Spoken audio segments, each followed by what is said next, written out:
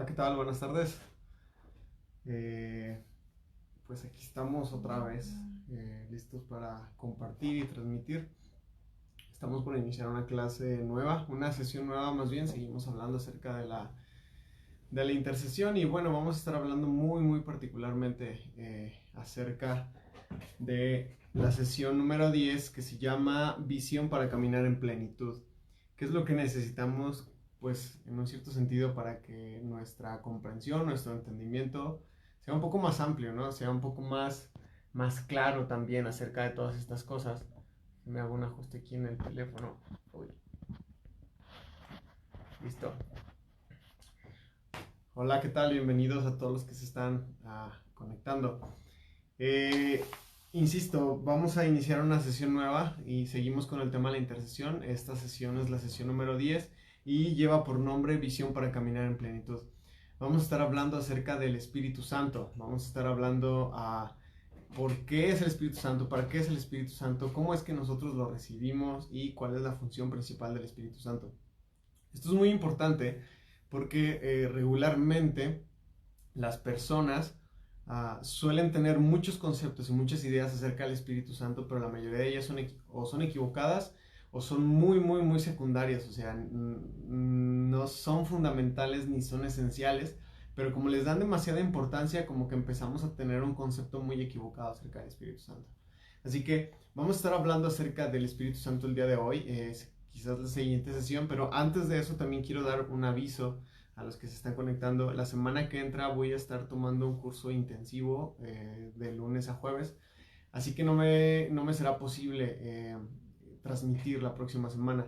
Les pido una disculpa, nos estaremos conectando hasta dentro de 15 días, si Dios lo permite. Así que, bueno, por lo pronto les recomiendo que preparen su libro, su libreta, su lápiz, su Biblia, bueno, sí, su libro, la Biblia, y que dispongamos nuestro corazón para aprender y sobre todo tomar apuntes.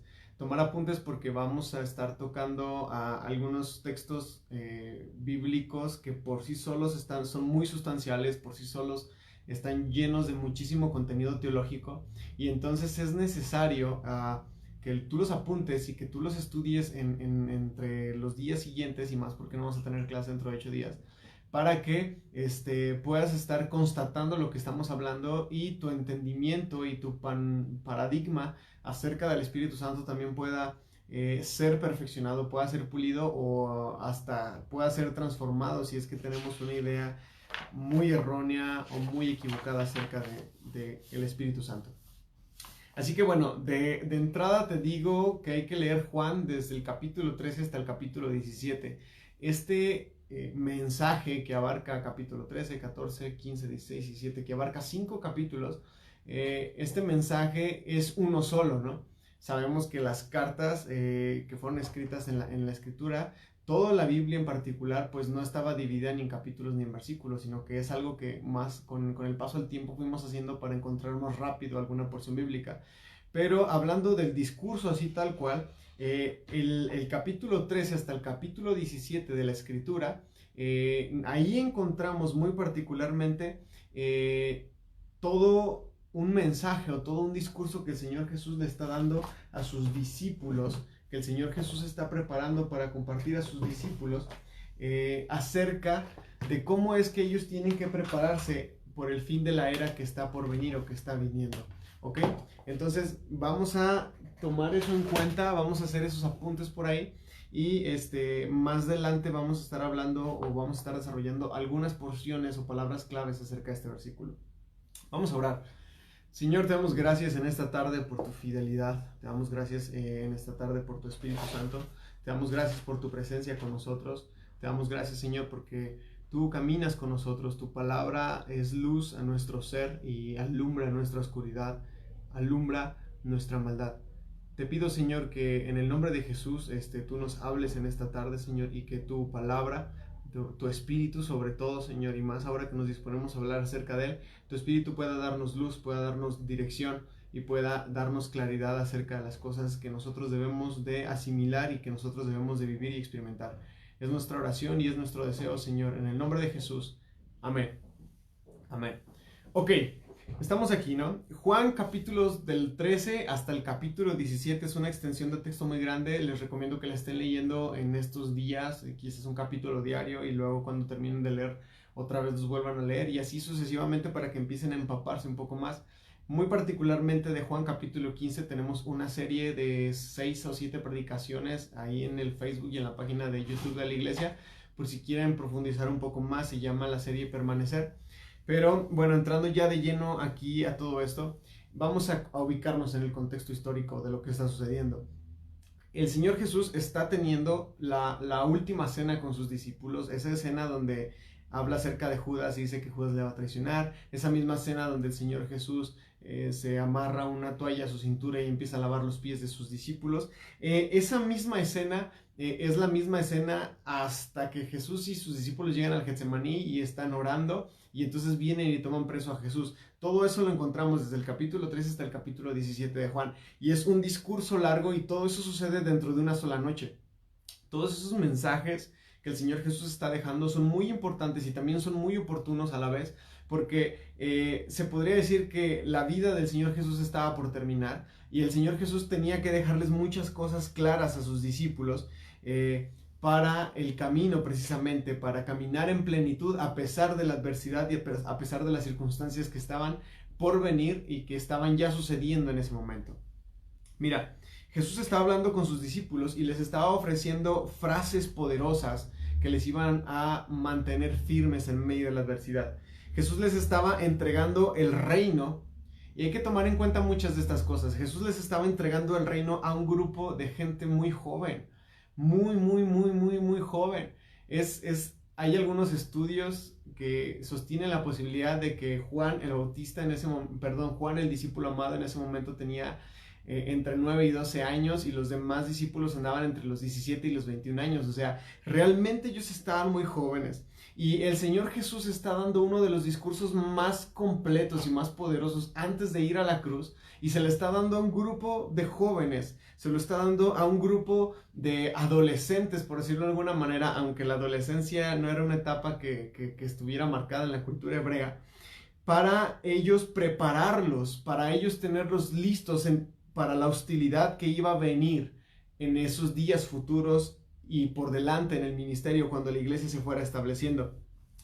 El Señor Jesús estuvo hablando estas cosas para prepararlos para la hostilidad que se levantaría de parte del liderazgo religioso, porque si leemos el Nuevo Testamento en su totalidad nos damos cuenta que siempre hubo una resistencia de parte del liderazgo religioso judío en contra de este mover creciente y naciente que era la iglesia de Cristo, que eran los cristianos.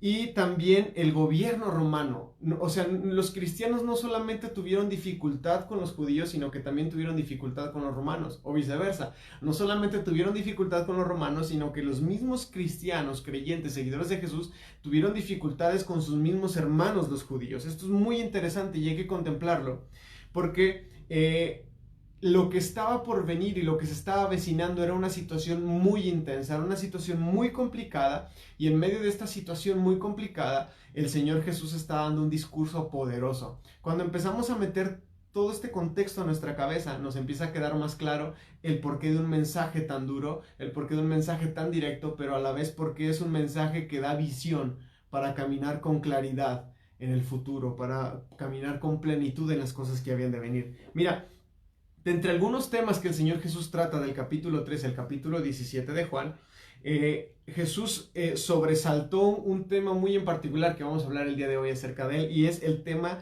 de la venida del Espíritu Santo. El Señor Jesús habló acerca del Espíritu Santo como la realidad más central y la herramienta, vamos a decirlo así, la herramienta más necesaria que los iba a equipar para vivir su fe y para poder guiar a la iglesia del primer siglo en los días tan difíciles y tan hostiles que iban a venir. El Señor Jesús entendió que los discípulos, por más preparación ministerial que ellos hubieran tenido, por más preparación teológica que ellos pudieran alcanzar, no iban a lograr mucho o prácticamente no iban a alcanzar absolutamente nada si ellos no tenían el respaldo del Espíritu Santo con ellos. Así que el Señor Jesús le quedaba esto claro, y es importante que esto nos quede muy claro el día de hoy, porque muchas veces pretendemos hacer iglesia, muchas veces pretendemos evangelizar, muchas veces pretendemos compartir el mensaje a otros, muchas veces pretendemos ser buenos cristianos incluso sin el respaldo del Espíritu Santo, sin considerar el peso y la importancia del Espíritu Santo con nosotros. Así que espero que esta pequeña introducción que les estoy dando nos ayude a darle peso al por qué es importante hablar acerca del Espíritu Santo y entender todo esto.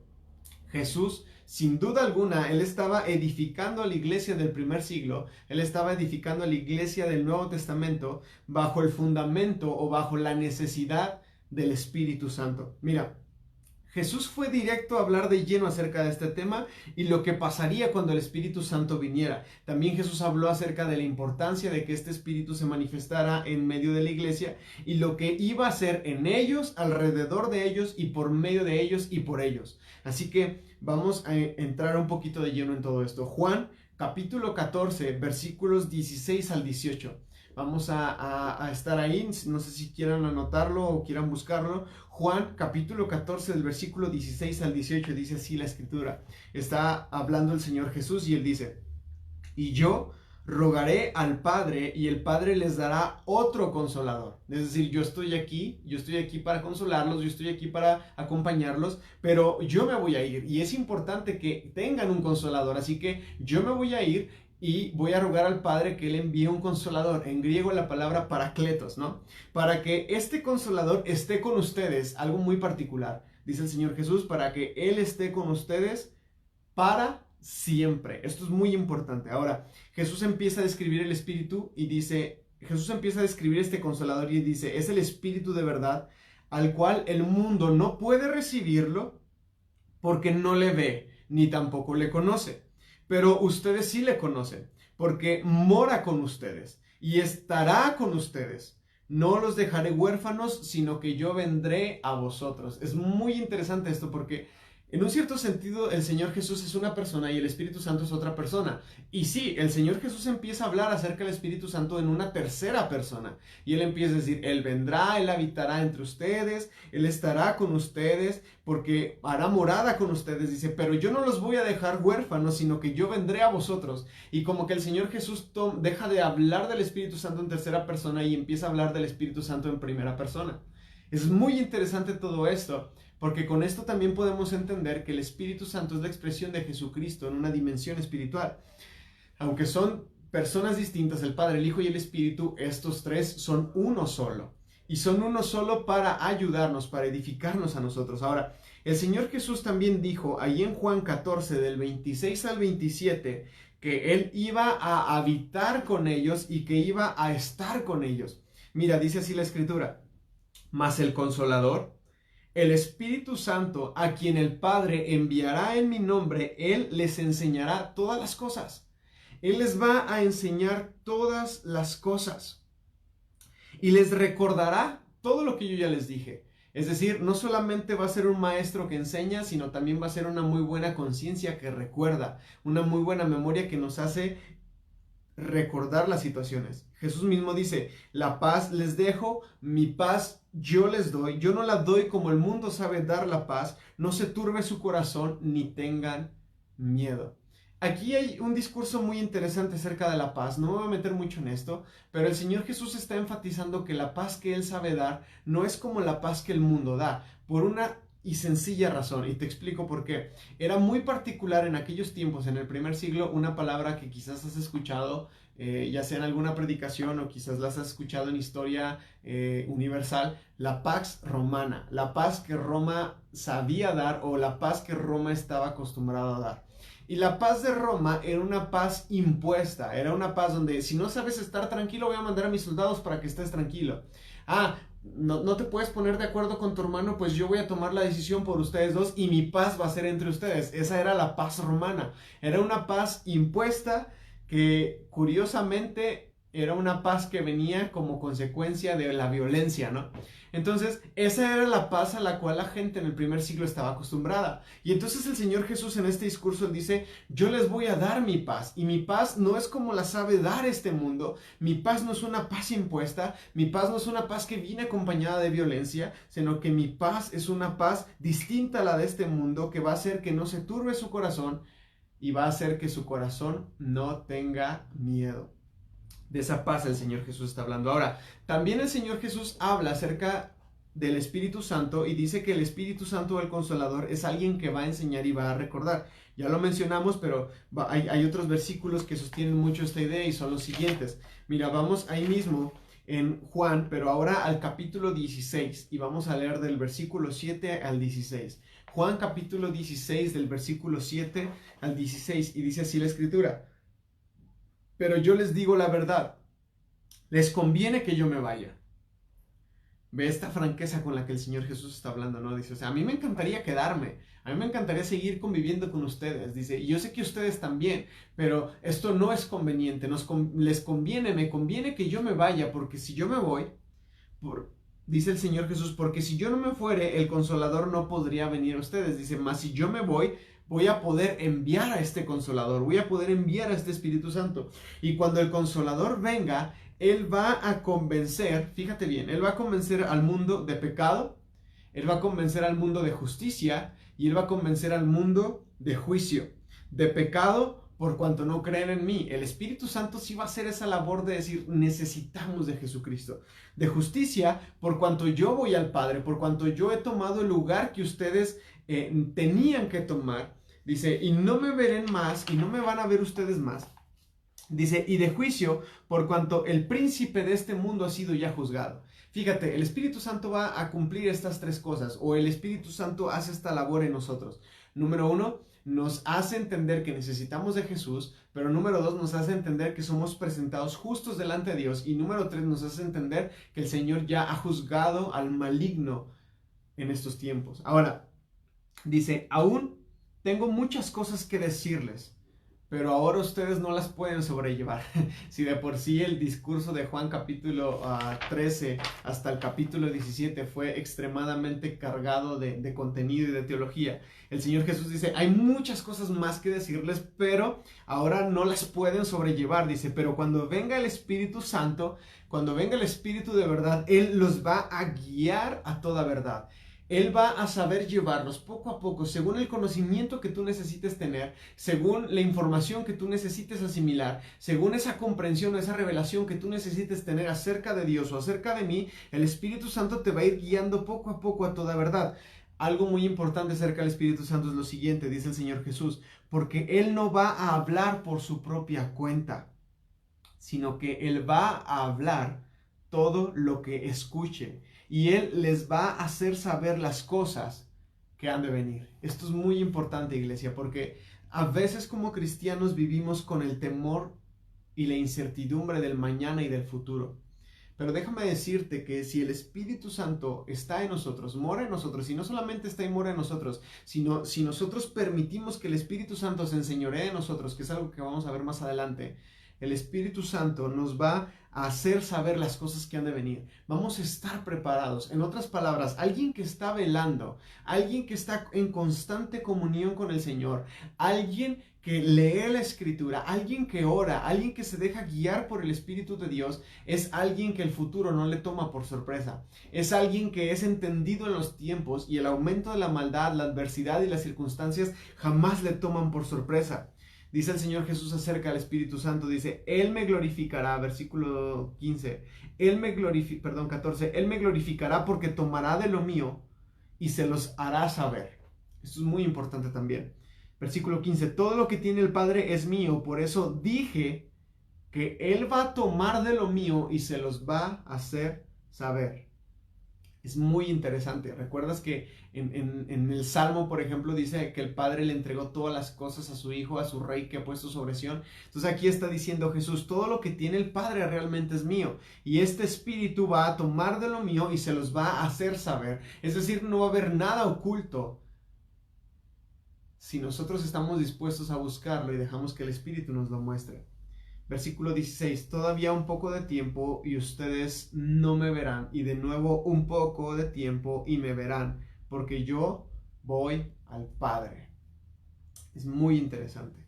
Jesús estaba hablando específicamente en el versículo 16 de lo que estaba avecinándose, ¿no? Yo tengo que morir, tengo que ir al Padre y por un poco de tiempo ustedes no me van a ver, dice, pero de nuevo va a pasar un poco de tiempo y ustedes me van a volver a ver, porque yo voy a ir al Padre y aunque yo me vaya al Padre, mi presencia se va a quedar con ustedes por medio del Espíritu Santo.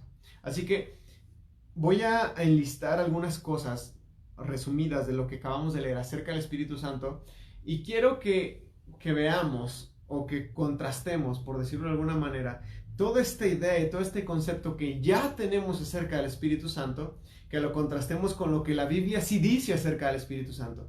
Porque regularmente decimos que el Espíritu Santo es para hacer llorar a las personas, que el Espíritu Santo es para hacer que la gente dance, que el Espíritu Santo es para hacer que la gente se caiga en medio de un tiempo de ministración. Tenemos un montón de ideas muy equivocadas del Espíritu Santo. Y muchas veces no son equivocadas, pero son muy secundarias o no son tan importantes y nos hemos dedicado a darle énfasis a las cosas que son meramente almáticas, que son meramente las que se miden con una cuestión sensorial de nosotros, del alma. Y mientras que el Espíritu Santo es algo que debe de discernirse espiritualmente, es algo que debe de entenderse espiritualmente. Bien se lo dijo el apóstol Pablo a los Gálatas, les dice, ¿quién los engañó para hacerles creer que las cosas del Espíritu...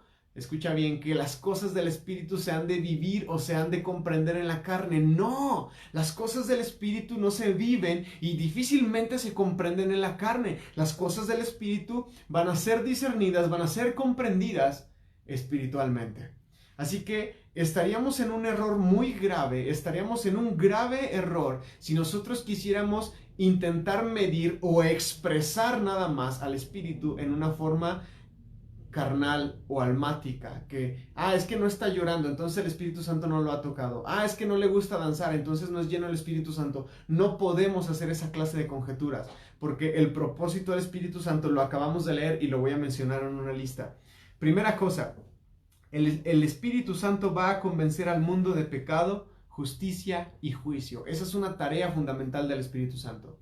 Si tú escuchas un mensaje y al escuchar una palabra, una predicación, y al escucharla empiezas a ser confrontado en tu corazón de que has hecho cosas malas, de que has pecado, pero de que el Señor te ama, déjame decirte algo, el Espíritu Santo está ahí y está haciendo su trabajo.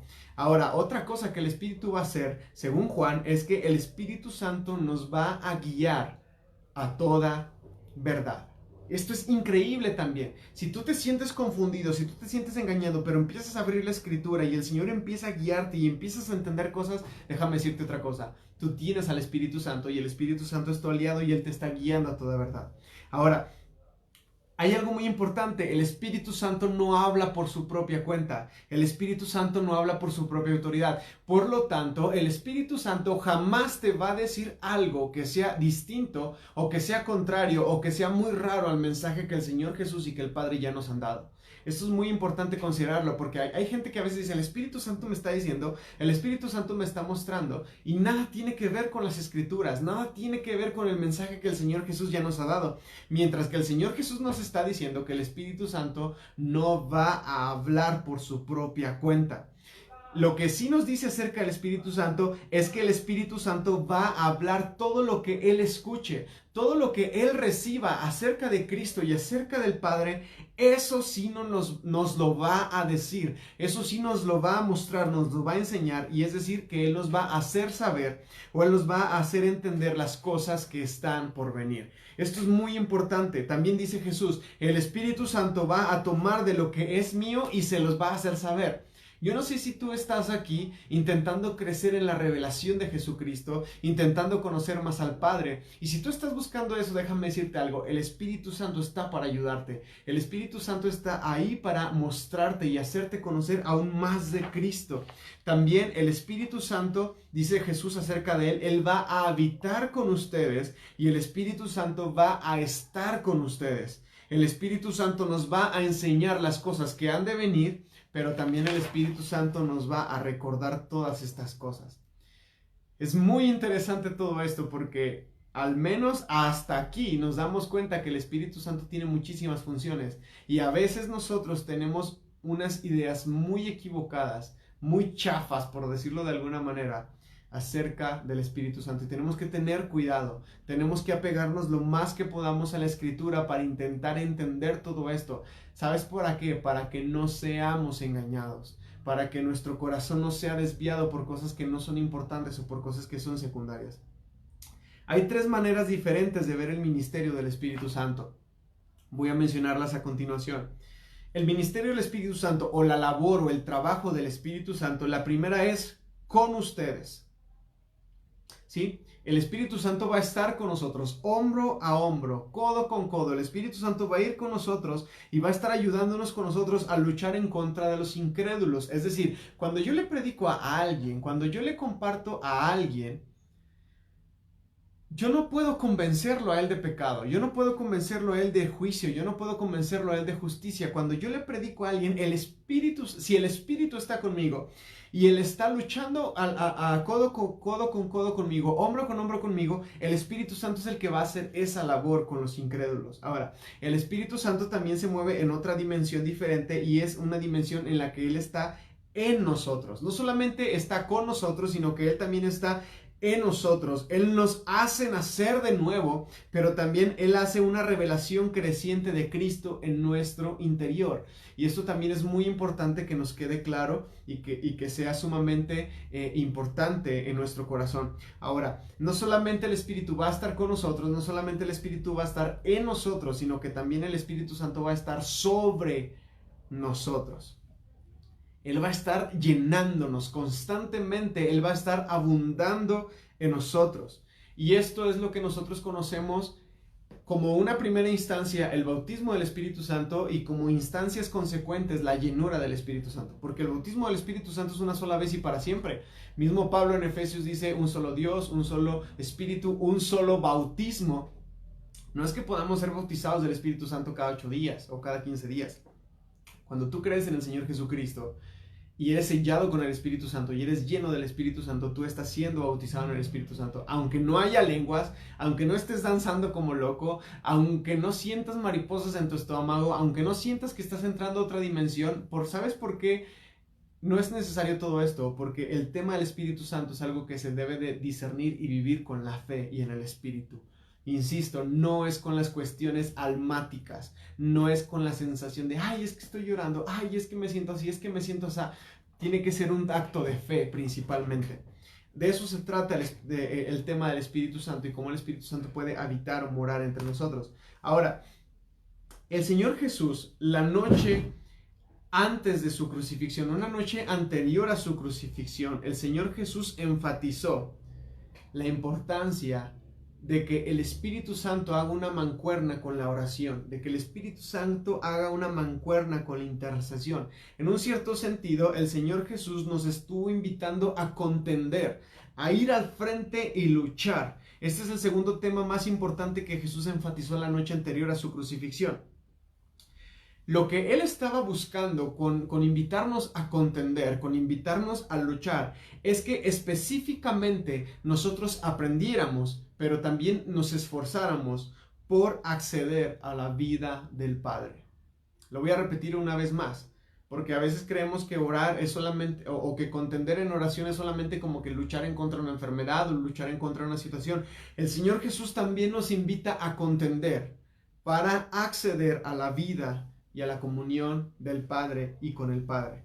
Así que Él estableció el ministerio del Espíritu Santo en un contexto de oración. El Espíritu Santo y la oración juntos hacen una muy buena mancuerna para que tú y yo seamos llenos, pero también para que tú y yo recibamos revelación, para que tú y yo recibamos conocimiento y plenitud de Dios en nosotros. Mira, después de los eventos de su muerte y de su resurrección, el Señor Jesús con su ascensión al cielo, al estarse acercando a la ascensión al cielo, una vez más Jesús enfatizó el ministerio del Espíritu Santo y el llamado de oración. Mira, Jesús se encontró con sus discípulos, eso está en Juan capítulo 20, versículo 22. Jesús se encontró con sus discípulos y les dio al Espíritu Santo. Esto es muy interesante. Antes de que viniera el día del Pentecostés, Pero una vez que Jesús había resucitado, el Señor Jesús se reunió con sus discípulos y dice la Escritura que sopló sobre ellos y les dijo esta palabra clave: reciban el Espíritu. Y sopló sobre ellos.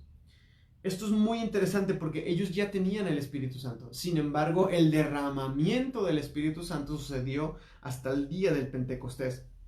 Jesús indicó que el hecho de haber recibido entendimiento sobrenatural del reino de su cuerpo resucitado no era suficiente. Ellos tenían que contender en el Espíritu y por el Espíritu. Mira, vamos a Lucas 24 para que entiendas lo que estoy diciendo. Lucas 24, versículos 45 y 49. Lucas capítulo 24, versículos 45 y 49. Dice así la Escritura: entonces les abrió el entendimiento para que comprendiesen las Escrituras. He aquí, yo enviaré la promesa de mi Padre sobre ustedes, pero quédense ustedes en la ciudad de Jerusalén hasta que sean embestidos de lo alto. Mira bien lo que está pasando, ¿no? Ellos recibieron el Espíritu y ellos entendieron todo lo que había pasado, entendieron que el Señor Jesús era necesario que muriera, era necesario que resucitara, pero como que aún no acababan de comprender todas las cosas, y el Señor Jesús les dijo: quédense, reúnanse, congréguense y esperen hasta que mi Espíritu sea derramado, hasta que ustedes sean embestidos de poder desde lo alto. Ahora, esto no era solamente una sugerencia, esto no era solamente una buena idea. El Señor Jesús le estaba dando un mandamiento a la iglesia. El Señor Jesús, en un cierto sentido, le estaba dando un mandamiento a sus discípulos y les dijo: hey, ya sé que ya me vieron muerto, ya sé que ya me vieron resucitado, ya sé que ya soplé mi Espíritu sobre ustedes, ya sé que ustedes están bien pilas y bien prendidos y listos para ir y comerse al mundo, pero no lo hagan. No se vayan, no salgan, enciérrense, congréguense, quédense ustedes en Jerusalén hasta que suceda una cosa muy particular y necesaria, hasta que ustedes sean investidos del poder desde lo alto. Y aquí está esto muy particular. Hemos recibido el Espíritu Santo, los apóstoles ya habían recibido el Espíritu Santo, pero ahora el Señor Jesús les está diciendo: ahora oren. Ok, ya tienen el Espíritu Santo, ahora oren, usen ese Espíritu que ya tienen ustedes y oren, porque yo quiero hacer algo, yo voy a hacer algo. Y el Señor quiere hacer algo con nosotros. Y Él espera que nosotros oremos, Él espera que le busquemos con todo el corazón y que estemos dispuestos a contender, porque ese es el mandamiento del Señor: quédense reunidos, no se vayan, contiendan hasta que sean investidos de poder. Así que llegamos hasta a Hechos capítulo 1, versículo 4. Dice: y estando juntos, les mandó que no se fueran de Jerusalén, sino que esperasen la promesa del Padre, la cual les dijo: ustedes escucharon acerca de mí. Este es como un paralelo de Lucas 24 que acabamos de leer, ¿no? Ahora, si avanzamos al versículo 8, nos damos cuenta y dice así la Escritura: pero ustedes recibirán poder cuando haya venido sobre vosotros el Espíritu Santo, y entonces me serán testigos en Jerusalén, en toda Judea, en Samaria y hasta lo último de la tierra. Pero ustedes recibirán poder cuando haya venido sobre ustedes el Espíritu Santo, y me serán testigos en Jerusalén, en Judea, en Samaria y hasta lo último de la tierra. ¿Qué era lo que el Señor les estaba invitando a hacer? A esperar, porque la oración combinada con el Espíritu Santo se resume en una sola cosa, y es poder. El Señor va a dar poder. Y recuerdas que hace algunos meses hablamos muy particularmente acerca de Joel, del profeta Joel, y que él ya había profetizado todo esto, que él ya había anunciado todo esto. Mira, en el libro de Joel, Joel describe, él se describe profetizándole a la gente de su tiempo, exhortándolos a regresar al Señor a través de la oración, el ayuno y el lamento. ¿Recuerdas? Eso está ahí en Joel capítulo 2. Él está invitando al pueblo entero a regresar al Señor en oración, ayuno y lamento, y en lloro también. Joel hizo un llamado en toda la tierra. ¿Y recuerdas de qué se trataba particularmente el llamado de Joel? No era solamente arrepiéntanse, no era solamente busquen a Dios, no era solamente, dejen de hacer lo malo. El llamado de Joel tenía un toque muy particular. Y es que el llamado de Joel era una invitación a reunirse, era una invitación a congregarse. ¿Por qué? Porque Joel había entendido el poder de un pueblo, el poder de una iglesia, el poder de una comunidad reunida, congregada en el Señor y delante del Señor. En Joel capítulo 2 versículo 28 el profeta anunció que después de que la gente respondiera de esta manera, que después de que la gente se congregara, que después de que la gente dejara de hacer lo que estaba haciendo, sea cual sea lo que estuviera haciendo, la actividad que estuviera haciendo, el Señor derramaría su espíritu sobre toda carne. Y la palabra clave aquí es después de que se reúnan, después de que se congreguen, después de que dejen sus otras actividades a un lado, entonces yo enviaré a mi espíritu para que ustedes sean llenos de él. Esto es muy importante también, iglesia, y esto también tiene que, en un cierto sentido, que quedarnos claro. Recuerda que en Joel, en el libro de Joel, en el capítulo 2, Joel hace una invitación a todos, los niños, los grandes, los ancianos, inclusive dice, el novio y la novia, dejen sus cámaras, dejen su tálamo y dejen de hacer lo que estén haciendo, los comerciantes, todos, dejen sus actividades a un lado, porque esto es más importante, vengan y congréguense, porque cuando ustedes se congreguen, cuando ustedes empiecen a buscarme, yo voy a enviar a mi Espíritu Santo.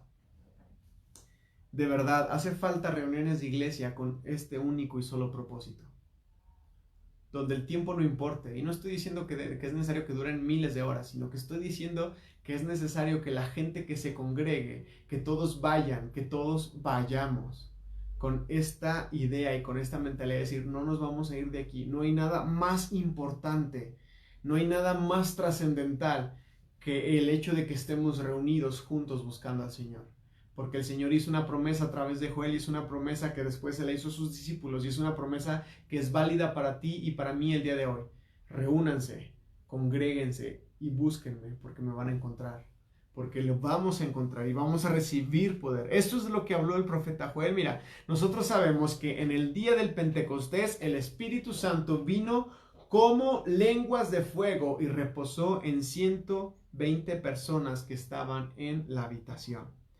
Pedro vino del aposento alto y declaró. ¿Recuerdas que cuando salen de ese lugar, cuando salen del lugar donde están reunidos, la gente empieza a burlarse? Estos están borrachos, apenas es mediodía y estos ya están totalmente alcoholizados. Y entonces Pedro tiene que hablar y decir, hey, tranquilos, aquí nadie está borracho, aquí nadie está volviéndose loco. Lo que acaba de suceder, dice Pedro, fue que se acaba de cumplir lo que el profeta Joel había dicho, lo que el profeta Joel había anunciado, lo que el Señor había prometido a través del profeta Joel, se acaba de cumplir. Quiero hablarte un tema muy particular acerca de las lenguas, porque, insisto, a veces tenemos unos conceptos muy erróneos y muy equivocados acerca del Espíritu Santo. Sí, aquí dice que fueron llenos del Espíritu Santo y dice que el Espíritu Santo vino sobre ellos como lenguas de fuego. Como lenguas, como lengüetas de fuego. Es decir, había una imagen literal, una cuestión muy visible sobre sus cabezas. No sabemos qué era.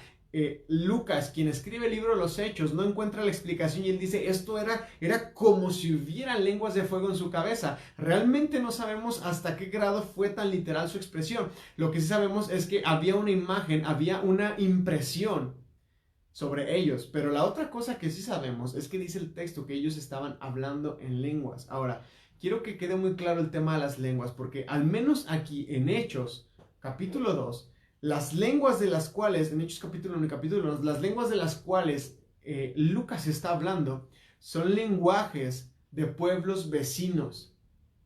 No estaban hablando lenguas espirituales, y no estaban hablando lenguas muertas. Ellos empezaron a hablar lenguajes, voy a decirlo así, idiomas de comunidades vecinas que estaban a su alrededor, que ellos ni siquiera sabían esos lenguajes, que ellos ni siquiera conocían esos idiomas. Sin embargo, el Espíritu Santo los capacitó para empezar a hablar en un idioma diferente.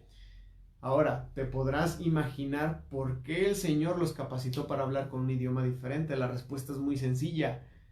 Porque quien domina un idioma diferente puede ir y hablar a una comunidad con un idioma diferente. Así de sencillo. El Señor capacitó a todas estas personas y les dio una lengua nueva, un idioma distinto, para que ellos pudieran testificar en otro idioma, en el que tú quieras.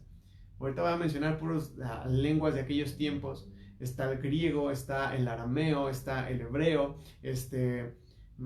son los únicos que se me vienen a la cabeza ahorita, pero imagínate que uno de ellos solamente hablara hebreo y que el Señor le da el idioma del griego y empieza a exaltar y alabar a Dios en griego. ¿Para qué sirvió eso? Pues para que las personas que hablaban griego entendieran el mensaje del Señor Jesús. Así es, Diana, efectivamente, lenguas con un propósito.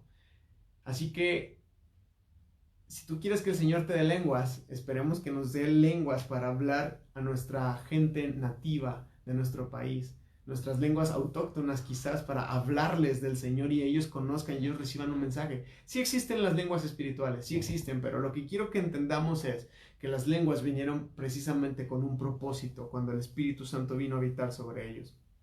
Mira, Pablo continuó citando ahí en el capítulo 2, versículo 28 del libro de los Hechos. Pablo continuó citando a Joel y él dijo, esto se está cumpliendo porque el derramamiento del Espíritu Santo es algo que el Señor ya nos había anunciado y que Él ya nos había dicho que sucedería. Mira, lo que vemos cuando Pedro sale del aposento alto es más que una simple palabra de conocimiento acerca de lo que estaba sucediendo. Lo que estamos viendo aquí es que él estaba poniendo muy en claro que lo que profetizó Joel en el capítulo 2, versículo 12 acerca de las reuniones es lo que ellos habían estado haciendo en los últimos 10 días. Y ahora ellos estaban experimentando lo que sucede después del derramamiento del Espíritu Santo. Mira, el Señor Jesús resucitó y estuvo con sus discípulos 40 días. Después de la fiesta de las primicias, que es el día en el que el Señor Jesús resucitó, tú cuentas 50 días y llegas a otra fiesta, una fiesta que se le conoce o se le llama como el Pentecostés.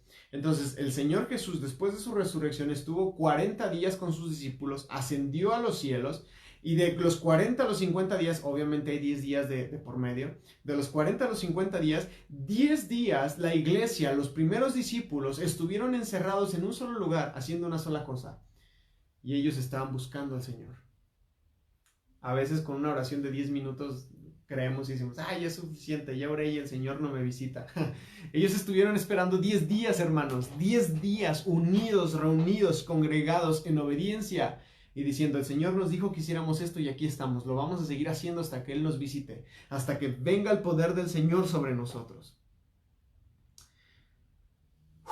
Yo estoy totalmente convencido o pienso que este Pedro, mientras estaba ahí esos 10 días, él leía el Tanaj, es decir, las escrituras del Antiguo Testamento, y él tomó a Joel y empezó a leerlo, y él empezó a decir, Señor, aquí está, tú también lo dijiste a través de Joel, y él empezó a empaparse del mensaje de Joel, tanto que cuando el Espíritu Santo viene, Pedro sale hacia afuera y él les dice, lo que aquí acaba de suceder es lo que Joel ya había anunciado, no es nada nuevo, y entonces empieza a citar literalmente el libro de Joel. Es muy interesante. Mira, con la profecía de Joel, Pedro estaba dejando en claro que la iglesia funcionaría primeramente, escucha bien los propósitos de la iglesia, que la iglesia funcionaría primeramente como un lugar de reunión para que mientras la gente se reúne o para que cuando la gente se reúna en la iglesia, ahí iba a haber y debe de haber continuos derramamientos del Espíritu Santo. Ese es uno de los principales propósitos por los cuales la iglesia tiene y debe de reunirse. Es cumplir con el mandamiento del Señor Jesús y cumplir con el mensaje que el Padre nos mandó a través de Joel, de que la iglesia tiene que reunirse, porque cuando la iglesia se reúne, el Señor va a respaldarla con continuos derramamientos del Espíritu Santo. ¿Ves por qué la importancia de no dejar de congregarnos? ¿Y ves por qué la importancia de que cuando vayas a la iglesia vayas con actitud, vayas con disposición, no vayas con apatía, sino que vayas con el entendimiento de por qué nos estamos reuniendo y también vayas con el entendimiento de qué es lo que estamos buscando cuando nos reunimos? Yo sé, y lo he dicho muchas veces, ahorita por cuestiones de integridad, de salud, de responsabilidad, no nos estamos congregando, pero la iglesia no se limita dentro de 4 paredes. Yo lo he dicho muchas veces, cuando la iglesia se reúne en un mismo propósito, cuando decimos, ¿saben qué? Tal día, tal hora vamos a estar orando todos, aunque estemos en distintos lugares, estamos cumpliendo con este mandato. Ahora, es genial congregarnos dentro de las cuatro paredes de la iglesia y vernos cara a cara y sentir el amor, el fuego y la devoción que hay en cada uno de nosotros. Pero como ahora, a veces no es posible. Sin embargo, la actitud, el deseo y la disposición no cambian. Como iglesia seguimos reuniéndonos a pesar de la distancia. Qué emocionante será cuando volvamos a reunirnos en el templo físicamente y todos vayamos con esa mentalidad y todos vayamos con ese pensamiento y digamos, sí, a darle, estamos aquí para que el Señor nos visite, estamos aquí para que el Señor derrame de su Espíritu Santo. Pero otro de los propósitos por los cuales la iglesia también debe de reunirse es para que la palabra del Señor pueda fluir con poder por todas partes hasta que el Señor Jesucristo venga. Entonces, sí, el culto funcionalmente se debe componer de dos cosas: de una iglesia reunida que busca al Señor y de una iglesia reunida que escucha al Señor. Por eso es que la predicación es una parte central de la iglesia, del culto, de la reunión de la iglesia. Pero también nuestra adoración, también nuestra búsqueda del Señor también debe ser una parte central. Así que esto tiene que ir equilibrado, ¿no? Porque bueno, yo respeto mucho eso, ¿no? Pero hay veces que hay iglesias donde le dan tanto énfasis al tiempo de alabanza y adoración que a veces la predicación pasa a segundo plano o ya no importa. O viceversa, hay iglesias que le dan tanta importancia a la predicación que con que canten dos cantos, ahí muere, vámonos. Tenemos que tener cuidado de que nuestro corazón esté balanceado. No estoy diciendo que haya reuniones donde alguna vez quizás todo sea pura alabanza o donde alguna vez quizás todo sea pura predicación. Eso puede suceder, pero tenemos que cuidar nuestro corazón de que esté balanceado y esté cumpliendo con el llamado del Señor. Ahora, los acontecimientos de Joel 2 no se cumplieron totalmente en el día del Pentecostés, es decir, sí sucedieron, pero no en su plenitud, lo cual podría significar que van a seguir sucediendo. De hecho, siguieron sucediendo. Tú lees en Joel en Hechos capítulo 2, un derramamiento del Espíritu Santo increíble, y luego llegas al capítulo 4 y vuelves a ver un derramamiento del Espíritu Santo increíble, y sigues leyendo y sigues leyendo y sigues viendo cómo el Espíritu Santo se sigue derramando, se sigue dispensando, esa es la palabra, se sigue dispensando a otros. Y sabes que el Espíritu Santo se sigue dispensando hasta el día de hoy. El mensaje de Joel es un mensaje que empezó a cumplirse en el día del Pentecostés, pero es un mensaje que hasta el día de hoy nos sigue alcanzando y se sigue cumpliendo. Así que tú y yo podemos congregarnos y tú y yo podemos reunirnos con ese propósito y buscar, confiar en que el Señor quiere visitarnos y que el Señor quiere llenarnos hasta que Jesús regrese, hasta la venida del amado. Hechos capítulo 2 versículos 19 y 20 dicen: y daré prodigios arriba en el cielo y señales abajo en la tierra, sangre y fuego y vapor de humo. El sol se convertirá en tinieblas y la luna en sangre antes de que venga el día del Señor grande y manifiesto. Aquí Pedro está citando a Joel. ¿Y qué está diciendo? Está diciendo: yo voy a estar derramando mi Espíritu Santo y yo seguiré derramando mi Espíritu Santo y daré señales y prodigios arriba en el cielo hasta que Cristo venga. ¿Qué significa esto? Que faltan señales, faltan prodigios y por lo tanto el Señor va a seguir derramando su Espíritu Santo y lo va a seguir haciendo hasta que Cristo venga y establezca su reino y su trono de justicia entre nosotros. Amén. Amén. Si esto no te emociona, yo no sé qué puede emocionarte, hermano, pero es importante comprender esto y vivirlo en una constante práctica. Y más que una constante práctica, una constante devoción, una constante entrega de nuestra parte. Mira, ahora sabemos que es así como la iglesia primitiva entendió esta profecía, porque 2 años después, como ya lo mencioné en el capítulo 4 de los Hechos, se registra una experiencia similar a la de Hechos capítulo 2. Mira, Hechos capítulo 4 versículo 31 dice: cuando hubieron orado, el lugar en el que estaban congregados tembló y todos fueron llenos del Espíritu Santo y hablaban con denuedo la palabra. Una vez más vemos aquí la llenura del Espíritu Santo. Voy a intentar desarrollar una idea de una forma rápida, ya por los 10 minutos que nos quedan.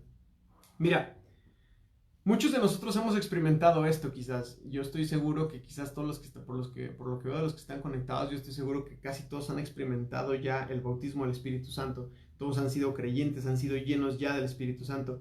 Pero mira, a medida en lo que buscamos al Señor con respecto a este tema, debemos de estar convencidos de que la llenura del Espíritu Santo es algo que puede ser más y más y más y más y mucho más de lo que hemos visto en esta generación. Es decir, tú has tenido momentos muy gloriosos en la presencia de Dios, tú te has sentido lleno del Señor, de su Espíritu Santo. Déjame decirte, aún hay más, hasta que toda nuestra generación experimente la llenura del Espíritu Santo.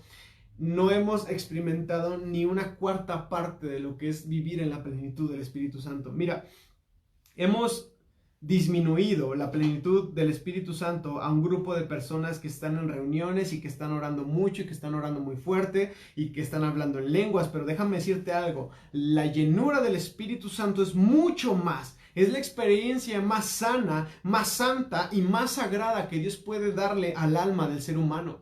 Y nosotros tenemos que buscar esto, nosotros tenemos que buscar esto, que esto suceda, experimentar el ser llenos del Espíritu Santo, no como meramente algo religioso, sino como meramente algo vivencial y algo que nos transforme.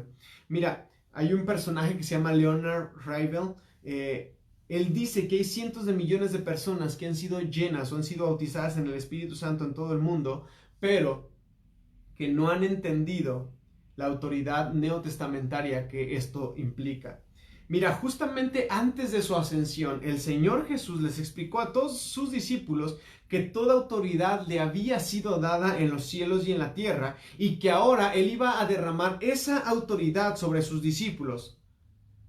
Pero también les dijo que esa autoridad iba a venir después en un periodo de estar esperando. Esto debería de quedarnos muy claro. El sueño y la promesa del Padre y el deseo del Padre es que la iglesia pueda manejarse y que la iglesia pueda crecer y moverse en la plenitud del Espíritu Santo. ¿Por qué? Porque es como la iglesia se vincula al Padre. A través del Espíritu Santo es como nosotros nos sometemos y nos sujetamos al Padre. Y es como al final del día terminamos siendo el cuerpo de Cristo, el cuerpo que ejecuta las acciones de la cabeza, que es Cristo. Mira, Lucas 3:16 dice: respondió Juan diciendo a todos: yo a la verdad les bautizo en agua, pero viene uno más poderoso que yo, de quien yo no soy digno de desatar la correa de su calzado. Él los va a bautizar en el Espíritu Santo y en fuego. Lucas 12 del 49 al 50 dice: Lucas 12, 49 al 50. Fuego vine a echar a la tierra. ¿Y qué quiero? Yo quisiera que ya estuviera ardiendo, dice el Señor Jesús. De un bautismo tengo que ser bautizado, y cómo me angustio hasta que se cumpla todo esto. John G. Clay, él dice: la promesa o el bautismo del Espíritu Santo es lo que nos permite la entrada a tener la personalidad del Señor. El Espíritu Santo, quien es el Espíritu de Jesús, al tomar verdadera posesión de tu espíritu, de tu alma y de tu carne, entonces Él te posee por completo.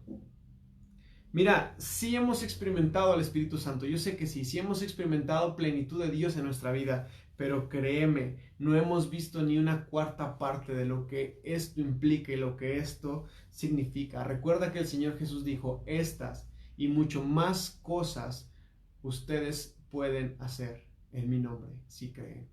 El Señor Jesús levantó a muertos, el Señor Jesús sanó enfermos. Y yo sé que lo hemos visto, yo sé que como iglesia hemos orado por enfermos y han sido sanados. Hemos visto a gente prisionera de un secuestro ser liberada. Hemos visto un montón de milagros maravillosos como iglesia al reunirnos a orar.